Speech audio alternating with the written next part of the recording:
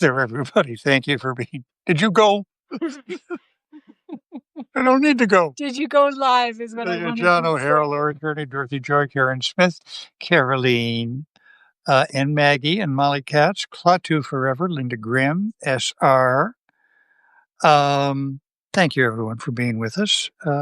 Received word that we lost Robert Redford today. God bless him at the age of 89. Do you remember when we met him? Yes, of course. Well, how would anyone forget? Well, I know, but I mean, I wonder if he remembered meeting us. When I talked to him on the phone a couple times years later, he professed to remember meeting us. The way you were or the way you are now?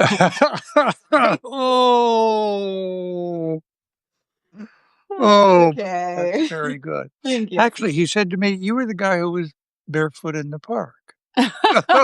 With or without George? Just kidding. Sorry. Oh, I love that play. Anyway, and that movie. Going to read some critics writing about him at the time, and not always universally praiseworthy.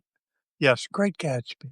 The great Pauline Kael. This is from this massive anthology for keeps. She writes of, let me see, Butch Cassidy and the Sundance Kid, one of his most popular ones. She writes, Butch Cassidy will probably be a hit. It has a great title, and it has star appeal for a wide audience. Now remember, Robert Redford was young at this point in his career. Redford, who is personable and can act, is overdue for stardom, though it will be rather a joke if he gets it out of this non-acting role.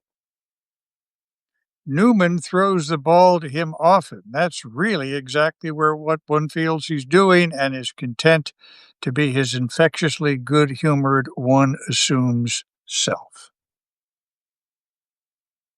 So that's 1969 in the New Yorker. Here's the opening in 1973 of Pauline Kael's review of The Way We Were. Pauline Kael wrote, The Way We Were is a fluke. A torpedoed ship full of gaping holes which comes snugly into port. There is just about every reason for this film to be a disaster. The cinematography is ugly, several scenes serve no purpose, and the big dramatic sequences come butting in like production numbers out of nowhere. The decisive change in the characters' lives, which the story hinges on, takes place suddenly and hardly makes sense. A whining title tune, which, by the way, we were just singing. The Tiny Toot Ballad embarrasses the picture in advance, and it has the excruciating score of a bad 40s movie. Ready for the next sentence? No. Yet the damn thing is enjoyable. It stays afloat because of the chemistry of Barbra Streisand and Robert Redford. Well, that's a lot. The movie is about two people who are wrong for each other, and Streisand and Redford are an ideal match to play this mismatch. Katie Morosky, always in a rush, a frizzy-haired Jewish girl from New York with a chip on her shoulder, and Hubble Gardner, a wasp jock from Virginia with straw hair and the grin of a well-fed conquistador. I don't think I know the grin of a well-fed conquistador, but no comment. It's Pauline Kael. She's a hyper-emotional communist who's always sure she's right. He is incapable of any kind of commitment. The movie, directed by Sidney Pollack, and we do remember meeting him. Yes, of course. From Arthur Lorent's novel, which reads like a screenplay, deals with their collision course. Theirs isn't a Bridget loves Bernie type of marriage. He tells her she pushes too hard, and she answers that she'll push him to be what he should be, which she thinks is a great writer. A hideous basis for a marriage, and she can't stand his friends. We can see what draws them to each other. She is attracted to the fairy tale prince in him, and he can't tear himself away from her emotionality. from her wistfulness and drive. And we can certainly see what creates the tension between them.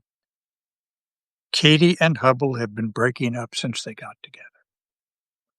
So, if I had to vote, my two favorite Robert Redford films were not among the best known.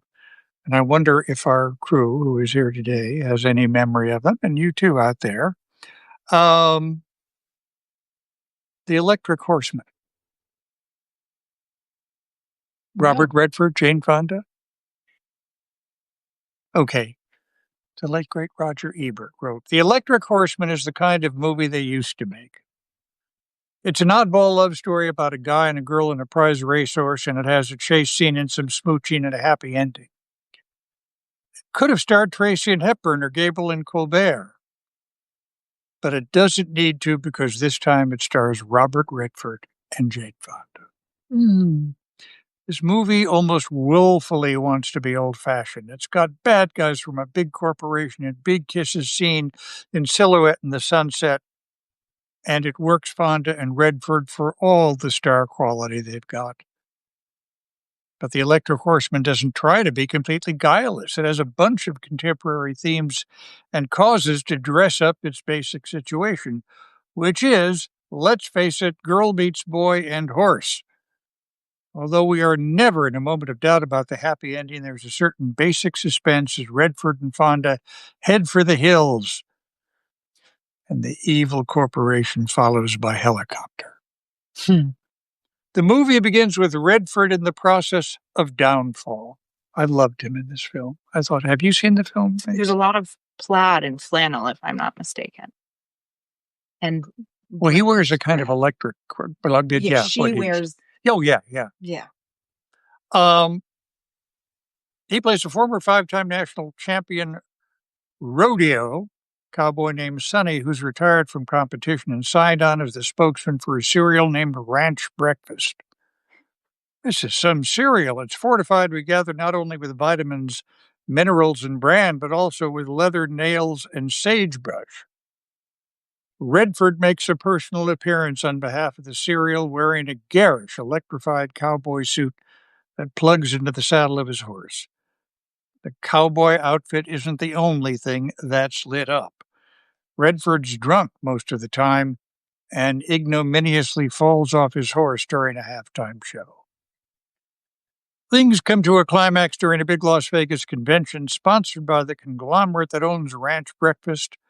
Redford supposed to ride on stage a multi-million-dollar champion racehorse, but he has a run-in with the president of the conglomerate, discovers the horse is drugged and on steroids. Have you ever seen this? Oh, I own the app. I wonder if we can find it tonight.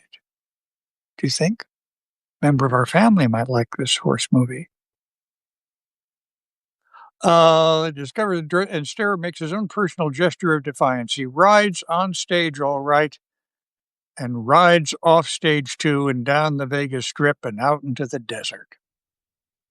Jane Fonda plays a TV newswoman who's covering the convention, and she does some clever detective work to figure out where Redford might be, and then the movie's more or less predictable. Fonda finds Redford, grows to share his indignation at how the horse has been treated, and trades her loyalty for exclusive rights to the story. It turns out to be a really big story, of course. Go on. If you spend much time scrutinizing the Late Show on television, which doesn't exist anymore, some of this material might not sound dazzlingly original.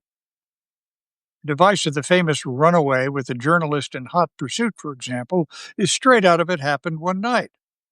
And as Fonda calls her office from remote payphones, we're reminded of Clark Gable in exactly the same situation.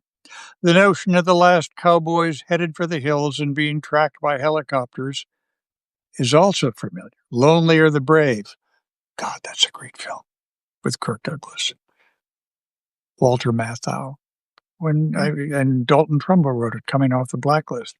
And some of the shots look hauntingly familiar. The relationship between Fonda and Redford's also pretty basic stuff, in which the gruff outdoorsman and the perfect lady grow to respect each other while sharing the rigors of life on the run.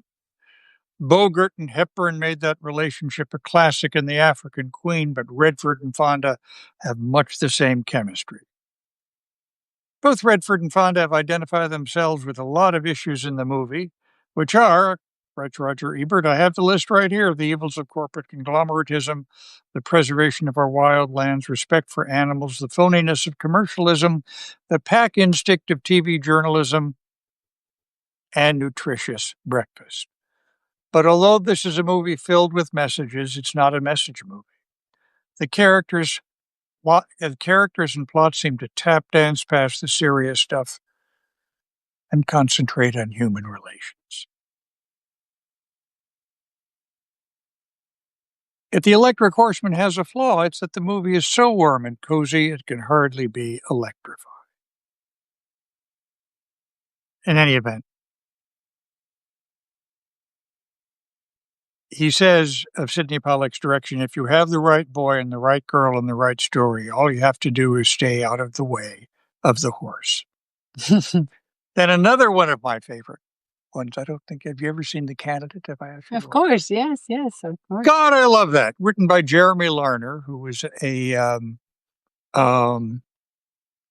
speechwriter for Eugene McCarthy. The other McCarthy. The other McCarthy. The good McCarthy. I don't want to say anything. Few films could be more neatly timed for political convention season than Warner Brothers' The Candidate, a Redford Ritchie production starring Robert Redford as a liberal aspirant to the U.S. Senate with Michael Ritchie in the directors. It talks about how they made Downhill Racer together. For one thing, Redford, who dominates the picture, this is 1972 it came out, has never been more assured or appealing. As Bill McKay, an idealistic lawyer tapped by the Democrats to battle the incumbent conservative, he conveys all the doubts, all the self-deceptions, and ultimately all the cynicism of a man who knows he's sold out for something he isn't sure he really wants. It makes his position even less tenable is the fact that years ago he had rejected his father, a former California governor, because he hated the deals and compromises of his political life. Nevertheless, prodded by an astute grassroots wheeler-dealer, Bill agrees to enter the race, not to win, he tells himself, but to bring out the vital issues of civil liberties and ecology before the voters. Before long, he's stumping the state, making his speeches before clumps of farmers, blacks and whites, hard hats at their construction sites, and before long, as he gets all too aware, it becomes the same speech. By the way, a hilarious scene where he has kind of a breakdown in the car, breakdown, not in the sense Robert Redford, because he's given the same speech over, he begins to go from one section to another. It's utterly hilarious. The climax, as in most campaigns these days, is a television debate, which, as Bill notes bitterly, every major issue has been successfully avoided. Nevertheless, it wins him the support of his father, who still wields enough political strength to unite behind Bill. Fully conscious of his own compromises, Bill cynically asks his campaign manager, after the returns are in, what do we do now? And Arthur Knight, that was in the Saturday Review, said, if this candidate doesn't prove to be a winner, I'll demand a recount. I love the movie The Natural. I learned today, I knew that Robert Redford was a little old to play a ball player. In The Natural, do you know how old he was when he played the ball player in The Natural? No. He was 47. 47. He looked much younger. He did look much. He did look much younger. And I warn you, this could come up in my essay this week. We'll see where events take this.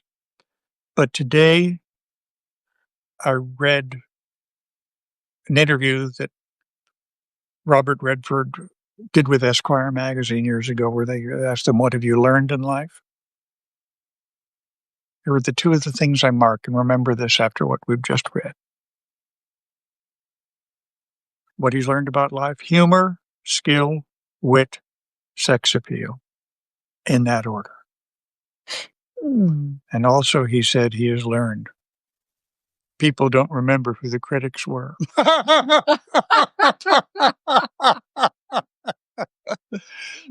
I usually don't like write this in it, but this could be my last line. So thanks very much for being with us at our open book.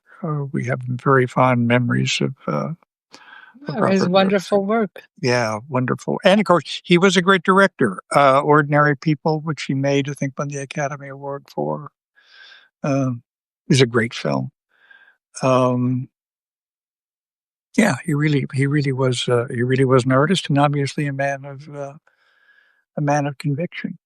And I don't mind saying, I hope everybody learned from watching him in All the President's Men how gorgeous reporters are as a generalization. Right. I mean, that's the takeaway. that was not well known until then, was it? Do I put you guys in a difficult position? I think open book is over. Once the cuckoo has sung. Once the cuckoo is sung. Yeah. The cuckoo is sung. All right. Thanks very much for being with us tonight on our open book. We'll see you later. We might have a couple of guests coming up from the Paris Review soon this week. Take care. Bye-bye.